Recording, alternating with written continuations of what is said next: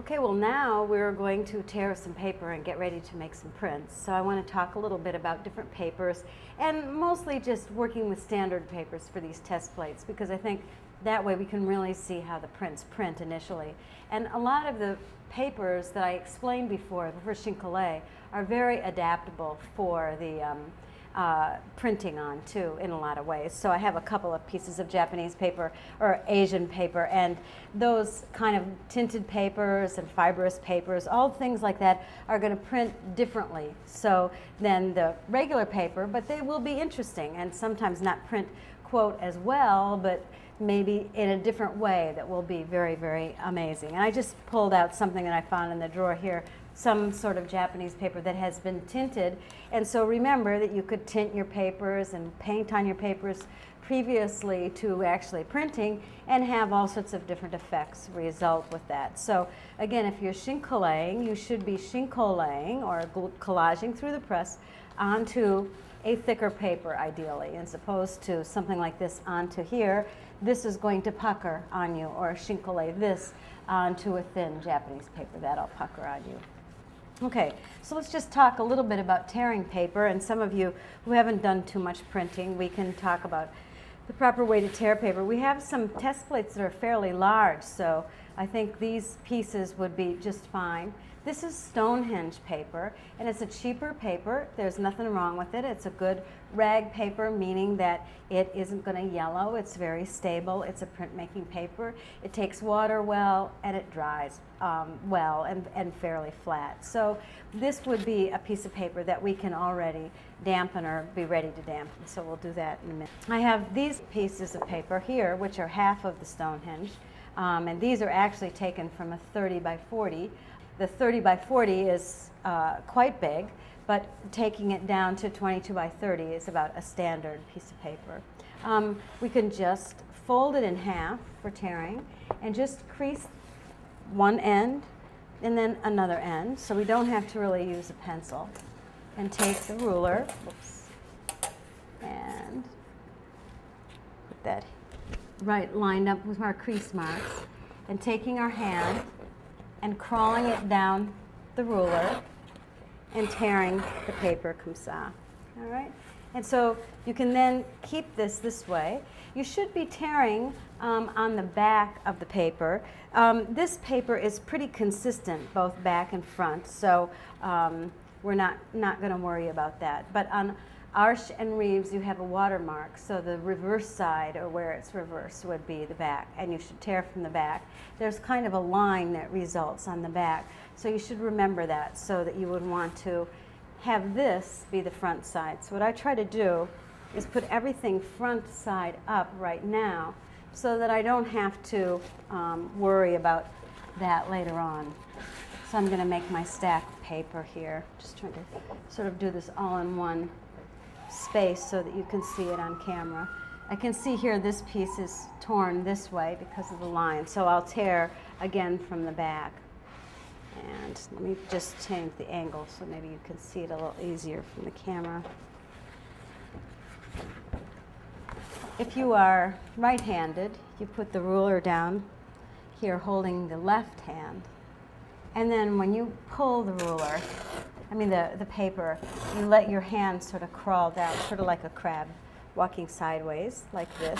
When you hit the end, you want to pull it towards, like this, the camera, okay, towards yourself, as opposed to pulling out, because then if you pull out, you get what they call a rabbit ear, and that's not so good. So then I'm going to take these, this would be the back, so I'm going to turn it over for the front. And just to see the difference here, this is Reeves Lightweight.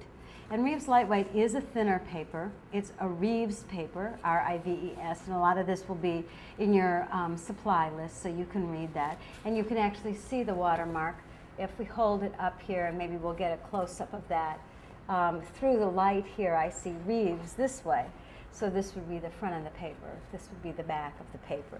This is a very nice color paper. It works well, it prints well. It looks like this piece of paper has already been dampened because I can see it has a kind of ripply personality and then maybe just air dried. But it's a thinner paper. It doesn't hold up as well, but it's cheaper And what's nice about this is it prints very well. So for your first prints, you should always be printing on good paper, because if you print on paper that's sketchbook paper that doesn't react very well to the print, you're then sort of wasting your time. This is monotype, so you're only going to get one print that it looks like the print out of your plate. So it should be good, and then you can decide whether you like it or not, because you really can't go back to it. This is an Arche paper, and you can see this is a warmer white, and it has a little bit more texture to it. So that would be another very nice paper. And I print on Arche a lot for my prints with other people and for myself. It's a very good paper. It's a good color paper. It's good quality, and I like that texture. Reeves BFK would be another paper that is smoother, more like the Stonehenge, and a whiter white. So that's good. And then I put out also a piece of Asian paper, Japanese paper. This is very gossamer, very delicate paper. Now the proper way to tear Asian paper is different, okay? You would really fold it, and this is something you would not do with the Western paper, and the reason why is because you would bend the fibers, and then when tearing it, it would show up the bent fibers. So I would fold it though, because what we have to do is loosen up these long fibers. So if we try to tear it just with the ruler, oftentimes it'll sort of snag on us.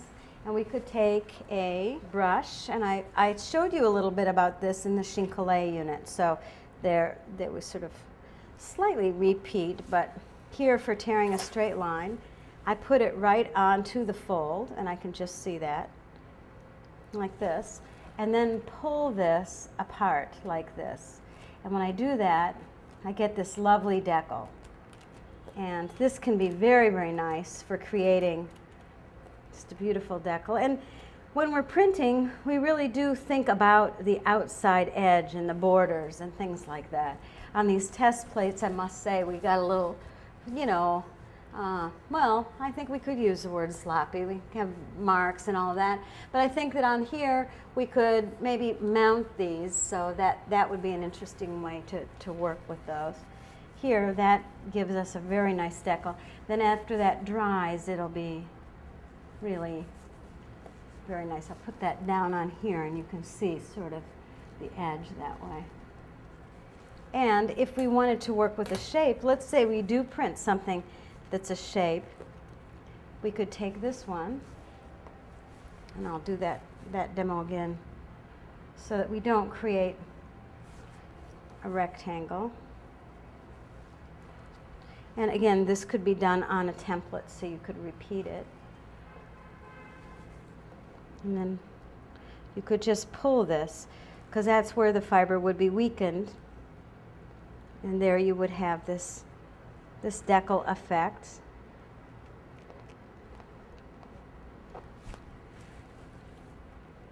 So you could get a really kind of crazy shape.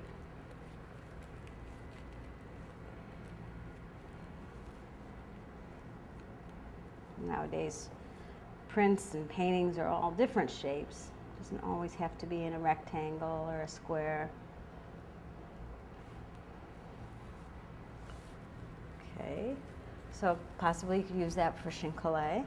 What about just maybe we could have a hole in there? Why not? So we'll use that on one of the test plates somehow.